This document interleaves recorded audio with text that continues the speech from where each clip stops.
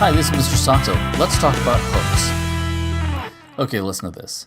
There are three guys stranded on a deserted island. And one day, a magic lantern washes ashore. They rub it, and lo and behold, it contains a genie, who grants them one wish each. The first guy wishes that he was off the island and back home. Poof, he's gone. The second guy wishes for the same thing. Poof, he's gone too. The third guy looks around him, sees that he's all by himself, and says, "Gee, I'm lonely. I wish my friends were back here."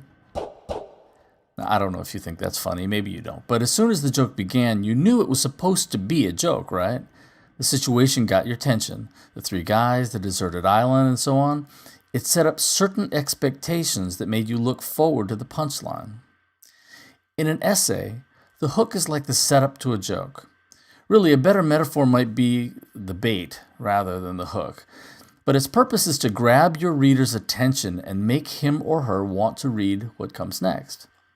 Sometimes I say that in an academic essay, it's the best opportunity to do a little imaginative writing because the rest of the essay is mainly analytical in nature. So here are 5 different ways to approach the hook. 1. The inverted pyramid. 2. Fact or statistic. 3. Anecdote or personal experience. 4. Rhetorical question. And 5. Bold pronouncement. First, the inverted pyramid. An inverted pyramid is wide at the top and narrow at the bottom. Inverted means upside down. In news writing or journalism, this term means something very different. But for our purposes, essay writing, it means this. You start out with a broad, abstract statement that narrows down to your thesis. So let's say your thesis is something like this. The theme of Macbeth by William Shakespeare is that the truth will eventually come out. We'll use this thesis for all of this video's examples. So what's the main idea in this statement? The words theme and Macbeth by William Shakespeare are subjects, not ideas. So the main idea must be that the truth will eventually come out. This is the specific narrow point at the bottom of your first paragraph. On the pyramid, it goes right here. Above that, before that, is your hook. So talk generally about the truth coming out. Not in the book, but in life in general. You might say something like, every one of us is told a lie at one point in our lives, but because lies always contradict something we know to be true, lies are nearly always exposed, revealing the truth beneath them. Then you just need a little transition into your thesis like, Macbeth learns this the hard way. So just line them up. Hook plus transition plus thesis. So this is what your first paragraph will look like. Every one of us is told a lie at one point in our lives, but because lies always contradict something we know to be true, lies are nearly always exposed, revealing the truth beneath them. Macbeth learns this the hard way. One theme in Macbeth by William Shakespeare is that the truth will eventually come out. Some teachers or professors will ask you at this point to follow your thesis with a preview of your main supporting arguments, which fits the idea of the inverted pyramid perfectly because the evidence is even more specific than the thesis. However, in short essays, 2 to 3 pages, this step may be unnecessary. Ask your teacher. A second kind of hook is the fact or statistic. In this kind of hook, you start with a startling fact or a relevant statistic. Again, using our thesis about truth in Macbeth, here's a statistic and a transition that you might use for the same thesis. Quote, people lie in 1 out of every 5 conversations lasting more than 10 minutes, according to Alison Comet writing for Psychology Today magazine. If Macbeth is any guide, then most of those people are going to get caught because one theme in Macbeth, etc., etc. A little bit of research can quickly turn up a usable statistic, but remember to cite your source, as I did here, and try to choose a source that you think your teacher will consider reliable. Then there's the anecdote or personal experience. An anecdote is a little story designed to illustrate some point you're trying to make. For example, in 1998, President Clinton had an affair and was impeached.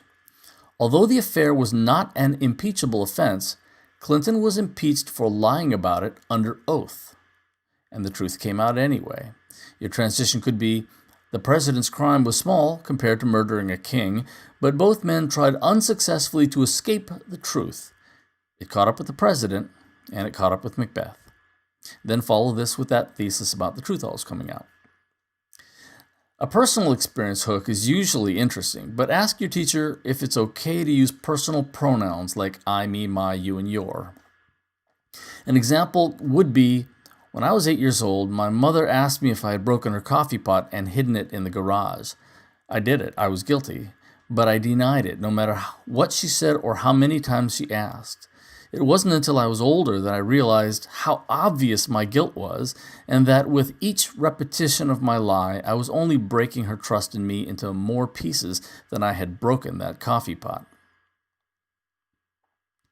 Next, the rhetorical question. A rhetorical question is when you ask a question to which you don't actually expect an answer, like, have you ever told a lie? Did you eventually get caught?